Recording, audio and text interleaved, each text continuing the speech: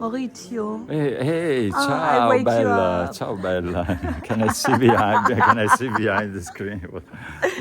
Wow, fantastic. So Marcel So Duchamp is a god? first of all, Oui. who are you filming for? I'm filming for my site called Judith Benhamou Reports that I send to 10,000 people over the world.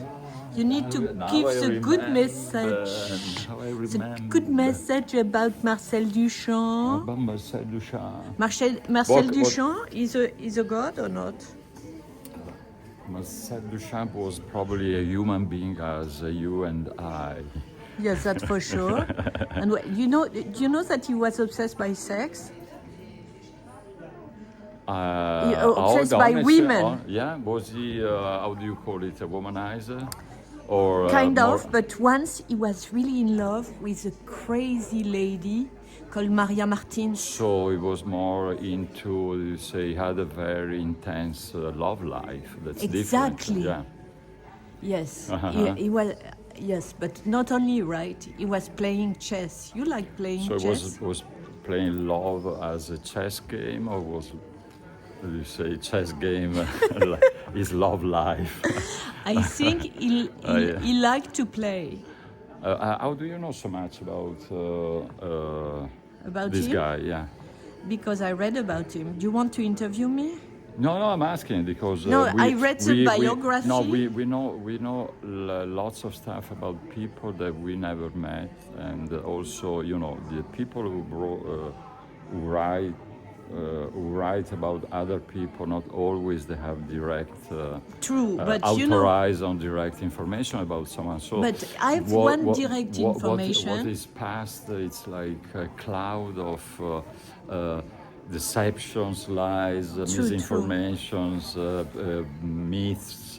So in this case, probably there is a lot of noise about what is the truth. And but the only truth that I know is what is left. So here we have this chess set that probably was like used by him. It's, but I have one information. I would call it. Oui. I don't know if he was meant to be an artwork. I don't think so. That's interesting. It's a relic? To me, it's like if it was his kitchen table. So, and someone said it was used like a lot by the artist. So, and then I don't see that. But for you, is he important? Let's say I never seen the studio. I've seen probably there are a few pictures of his studios. There is actually one where he collects the dust. The dust. I would say, if I have to describe the studio of Marcel Duchamp, this could be his studio. This could be where it was like. Meditation. Yeah, I see chess as a moment of, let's say, gaming, but also in the some movements, especially as you say, overture or ending or classic, the stuff that you need to learn. So, and there is a lot of time to. It's almost like fishing. Fishing and chess, they can share some similarities. And you play chess? I'm really, really bad. Yeah. Because there's a chess game here. I did. That was like an invitation for one of the few, how do you say, theme shows. So, because my point is that Marcel Duchamp could be a starting point, no, for you? For your brain to work? No, I mean, I'd say that starting point is always morning when I wake up, and and every day it's a new day, and every day you want to be a better person. You want to you want to do something different, and say more interesting the day before, and then in the end of the day, it can be a surprise. It can be you say. Something that you said, I want to repeat again a day like this one, or. And this morning, for example. This morning was good. I started at 7. And what did you do? What did I do? I brushed my teeth. No. I open up the windows and they say, "Oh, it's like Victory Day in France." So probably it's a holiday. Let's see how is an holiday in France. And so the sky was a little how do you say, overcasted. I don't know if this is the right word. And they say, "Oh, if it was sunny, we probably would have been more." You say holiday, but right now it's sunny, so it's perfect. And then I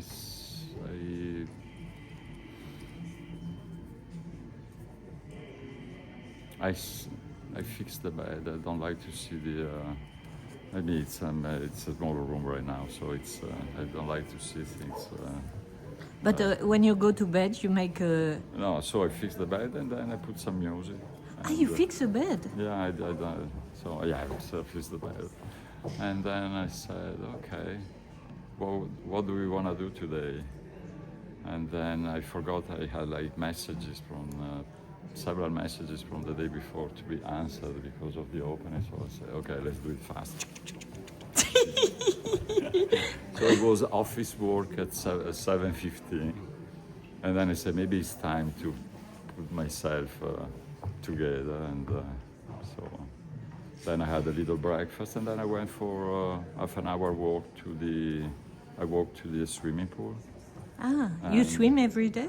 No, but today I took a good swim, and it was nice because at exactly 9 sharp, it's a word of retirement. It's a little in the little cities you can sense it. So at 9 o'clock there were all this cluster of how do you call retired people? Retraités waiting for the swimming pool to open. So there was a rush inside. And I said maybe I'm one of them, and without knowing. And it's funny to say, inside there were already like. Probably 50 athletes training, drilling. Wow. So it was like, when there's someone like swimming fast around, it's a good, it gives you like a pace. But let's say all that happened in Metz. Well, it's, Metz could be any other city in the world. Where do you live now?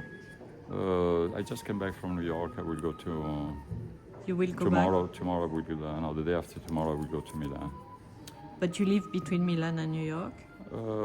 I travel, but now I have like, you live where you need to produce things or to do shows, and so... So this show is about your vision of artistry, in a way? I would say this is a collaboration. Chiara has been involved too, so I don't want to take the... But you are at the center, come on.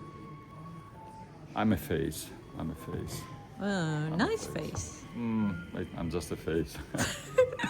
I'm a face, and maybe the show can sound a little autobiographical, but because there are like many portraits, sad portraits. Yes. Yeah. Like the Charlie running all around. It's called Charlie? Yeah, Charlie. Charlie and La Chocolaterie. What is La Chocolaterie? The Chocolate movie, Factory. the movie. No, but you have selected a lot of... Yeah. It's been a lot. I mean, this is a show that has been like worked and conceived in. This has been worked on more than a year and a half. So it's. But it's like diving into a treasure. The Pompidou collection is a massive treasure. It's like, I don't know if more than 100, don't want to say 120,000. Yeah, 20,000 works. So probably what I was able to see was like a tiny little fraction of all what they had. Also, the website takes long to go into. It's, So what was the big surprise in your choices? What was amazing for you? It's a collection, especially of this magnitude, comes with limitations that are due to safety, conservation. Priorities. Yeah, so I discovered that we are drawings inside the show that cannot be shown more than 3 months for the light, fragility. Yeah, so we had to do it to turn them over like every 3 months. We ideally, but the aesthetic surprise was like what? What were you amazed by? In the collection? Yeah, an epiphany when you saw it. Does it happen to you? Epiphany, it's like when I discovered that inside this collection there are works that it was like secretly in love, and I didn't know they were part of this. Like what? Is there one around that we can go and see? No, unfortunately we couldn't have it. It's a voice with a it's a room. It's a room that would have been perfect as a central hub, felt room with a piano covered in felt tube. So nice. That I never seen, but always seen pictures of. Yes. But it was in the permanent collection. It is, but it's due to restoration. We couldn't have it. You are a perfectionist because you have so many works here, and you only speak about the one you didn't have. No, you asked me which one I was surprised of. So that was. But this is extraordinary. You're right. It's fabulous. Also, it's so strange that the figure was so prominent during the 70s and probably also 80s till he died. There was so much present in the art conversation, and today it's completely absent. It's so. Really? I would say yes. There are not so many shows where you can see. You're right. Only in Berlin, on Bergamo, they have a permanent collection about it. Sure, but still in Germany, that is like motherland for Joseph. I don't see so many as I did see in the past. And in the, for example, the classic painting, modern painting, do you have some emotion from that? Or not much? I'm not such a fetishist, but I like to spend a long time in front of paintings today, and the longest you stay, the more you discover things. So it can be the way the work was constructed, the way the work was conceived, painted, and for example, also I'm not a painter. Yes. What did I for example, is there something not in this around? The other day I was checking like a head of Da Vinci, a small drawing, and after I don't know, it was like 5 minutes, they said there is something wrong, and then I said, yeah, now I see what is wrong, and it wasn't wrong. Where was it? It was the draw with the left hand. No, but where was it? It was drawing. It was a reproduction. Like, reproduction. So it was intriguing because I say, how did it start? I mean, you could see all way to do. You say the shadows, the hair. I mean, it's very. When you see Da Vinci painting, you recognize immediately. You say, even if it's a small one. It's straight. It's the style. It's as do you say, great artists are recognized by the one or two strokes. And do you draw yourself? No. Not at all. Not at all. But in this case, I was trying to mimic the drawing, and I couldn't do it with my right hand. And I said there is something wrong. There is something wrong. And then I said, it might have done with the left hand. And I went to check. And I discovered that it's a left hand. So now in Venice. No, this is how a work can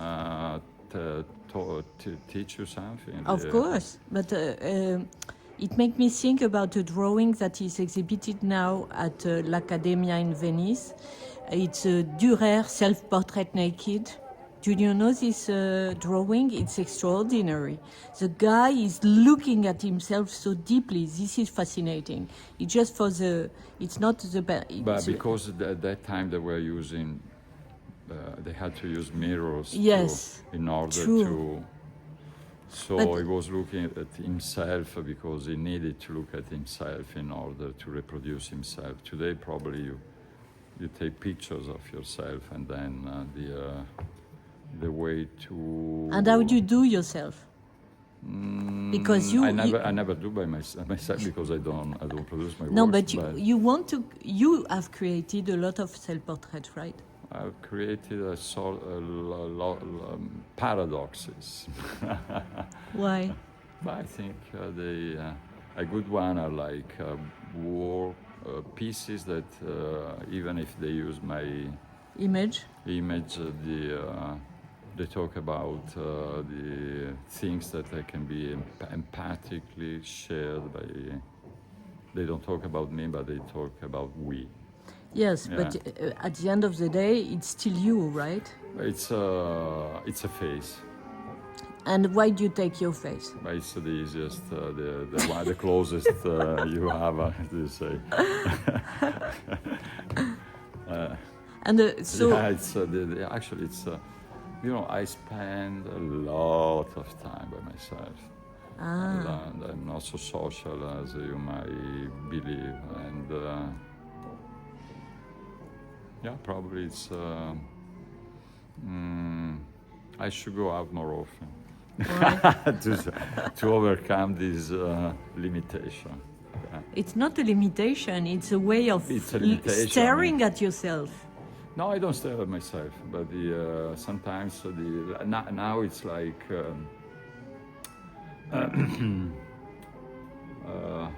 there are situations where you're.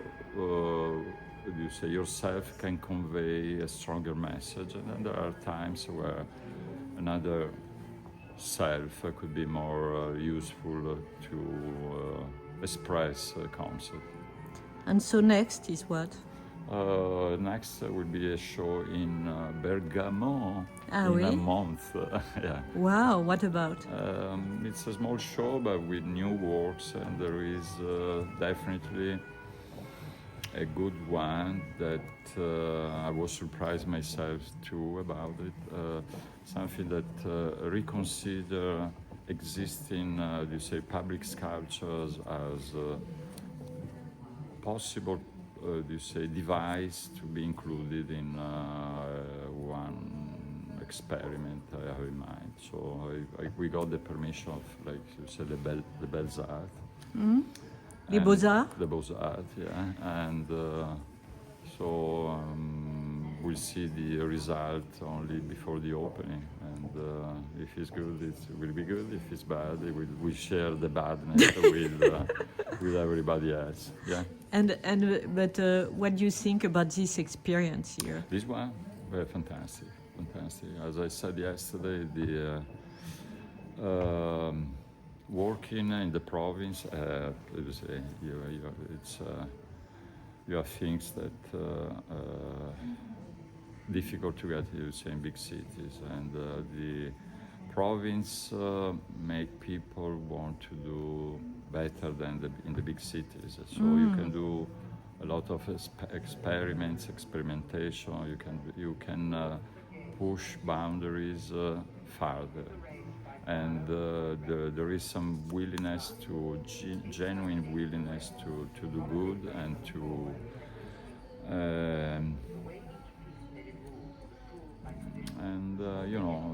it's there is a life that is almost. This morning I was walking from the hotel to the swimming pool, so I was walking by the La Moselle. Oui? On the park, and it was beautiful. There was no people around. There were these daisy flowers all over, green stuff, beautiful park. And I said, wow, this is like a plus. This is something when we don't feel bad, when we don't feel well, we think about. And it's just for free in this place where I'm staying, where I'm working. So this was like, it's a present. it's something that the province has. It's a treasure that we should like start to consider more. You say. As a plus, as something that is not like given for free. And so working in these museums been like a family experience. It's not an experience. Probably Paris would have been probably different, more crowded. I cannot say what Paris would have been because this is a show that we made here, but definitely I go away with relatives after the end of the show with a family bonds. Yes. Because of Chiara? Because of all the team. Because a show is made by people raising walls, by people moving crates. And it's very fluid. It's beautiful. The Berger made a terrific. Yes, and just to understood the space and what we needed. So it's the layout is based on the grand design of Shigurubano. Ah oui, Shigurubano. So there are like lines taken from the existing architecture. So smart. I would say. It's immersive. It talks about the space that it hosts as that is this museum, and it's I would say disorienting people in a good way because you wanted that to disorient. I was disorienting myself. Yes, because it creates more curiosity. It creates desire to go to another room and to discover other things. And I don't see them as room, but as sort of moving spaces. Yeah, it really works. Yeah. Just to finish about Marcel Duchamp, how influential is he on you? Is it the starting point? It is the one who opened like the door to contemporary, modern art. So now we are waiting for the next one to open the door to the future art, because I would say now we are in a phase where artists are repeating what happened you say they are doing fantastic works, but based on what already happened. So that's why you stopped for a while? I stopped because I needed like a break. I needed to recharge myself. Honestly, I stopped because I thought to stop for good, but I found myself to work in a magazine and to produce images to produce again something. So at that point I say, what is rather than to do images, I can go back to do what I was doing before. It's more, I can still do images with toilet paper, but also... And what's your aim, in fact, now? My aim is like...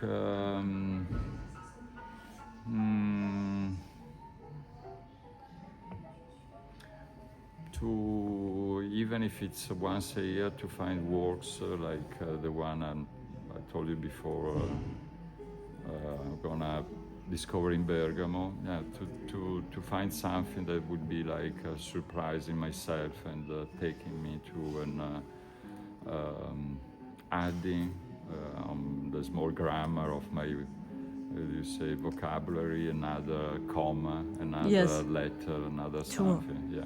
And but the banana brought something? The banana definitely refreshed the attention of my work. Probably it's banana is the new century. It's probably the new what? Sorry. It's it talks about the new century. It's like I think it's a work that will last.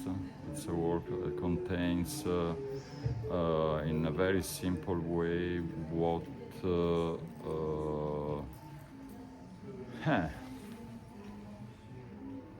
Absurdity? No.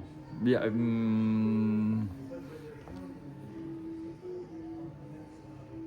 I don't know how to put it down, but and I'm still digesting. I think it still has a space to be maneuvered, and it's something I'm considering.